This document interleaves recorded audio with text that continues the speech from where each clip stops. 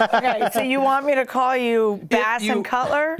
Yeah, you have to. No one knows our Do we real have names. notes? And we welcome you into the Rowdy Studios. I'm Bassmasters. That's Buzz Cutler. A Jenna Fryer of the AP. Who we're going to start calling Mona now, so she has a cool name too. Of the right? show, she will be Mona today. Does it have to be Mona? No, Well, what you would you could choose prefer? another I don't know. Pixie, Dottie, Pixie. Poppy. Poppy. All right, Poppy. Poppy Well, Fryer. Way better than Mona. Okay. Thanks for joining us, Poppy. You got it, Bass. Let's talk a little bit about Richard Childress Racing and Clint Bowyer, because one reason you might not have come in today was Michael Waltrip Racing is going to have a Clint Bowyer press conference. Well, that didn't happen. No, it so didn't. what's the status it here? didn't, and I don't know what happened because everything I had heard was it was going to be Wednesday. Maybe the rain screwed it up. Blame it on the rain. Oh, let's do That that. was Do you guys falling, falling. Okay, I was see, gonna now say, you've like done Milli it. Vanilli. Now Yeah. you've done it. It's good. But they were lip syncing. Oh, right. Not unlike me, who I'm obviously far You're more just talented than sing Milli Vanilli. poorly. But isn't this clearly, we had a little argument the other day because I said Clint Bowyer overplayed his hand with Richard Childress, and now he's suffering the consequences with a downgrade to Michael Waltrip Racing. Isn't this clearly a downgrade? Yes, it is a downgrade. We didn't have an argument about that. Did Clint Bowyer overplay his hand? Probably. He probably indeed did. And the deal is that Clint Bowyer has got 5 Hour Energy as a sponsor. And it's my understanding that he had permission from 5 Hour Energy to negotiate any contract he wanted with 3 teams. Richard Childress Racing, Joe Gibbs Racing, and Roush Fenway Racing. And the 5 Hour Energy deal is only so much money, be it $10 million, $11 million. I see. And allegedly, Rusty Wallace is getting a finder's fee off the top of it, or Rusty Wallace's people. So then whatever's left is what's left. And Clint wanted his salary out of that money, and Richard would have still had to fill the car. So there wasn't going to be much money left because Clint is one of the drivers whose contract has not readjusted yet with the downturn and the recession. Right. And so he still makes quite a bit of money and he's not had the same adjustment. Now, if That a guy like Greg Biffle has had, for example.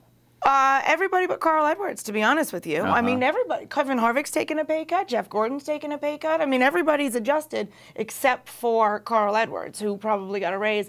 And Clint, you know, he didn't really want to adjust. He wanted to make what he makes. So now he's going to go to Michael Waltrip Racing, where, believe it or not, Martin Truex's contract has not really readjusted, because if you remember, he was a big free agent signing when they got him. Right. They were trying to upgrade their program, so they overpaid him a little bit in terms of what he probably is worth.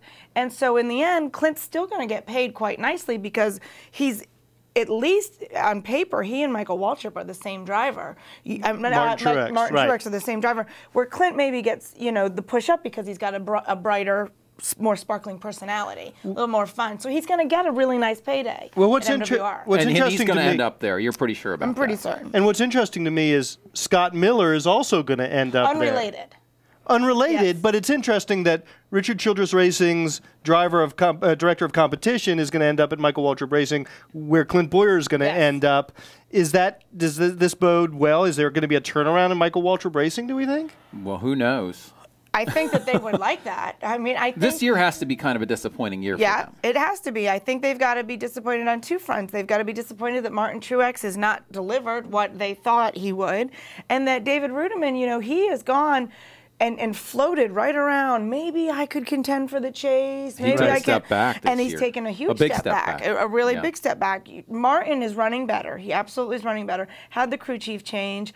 I think that they're kind of like, what do we have to do? And maybe they're thinking moving to 3 cars, expanding, bringing a guy like Bowyer in. Maybe they think that this is going to be what it is.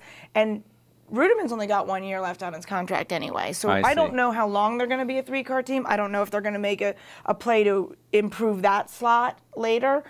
But I think that Rob Kaufman's sort of saying to Michael Waltrip, here, go ahead, go spend some money, go do what you have to do. And Scott Miller, also a very interesting move. They courted him for a good long while, and it's my understanding he actually gave them his commitment right after Bristol. So they're trying to make some upgrades. They're trying to be a better team, and you have to applaud that. Yeah. Absolutely. Well, yeah, it has been a disappointing year for those guys. Thanks for talking with us about it for Jenna Fryer and Buzz Cutler. No, I'm Bass not Masters. Jenna Fryer. Oh, sorry. I'm Poppy. For Poppy and Buzz, I'm Bass.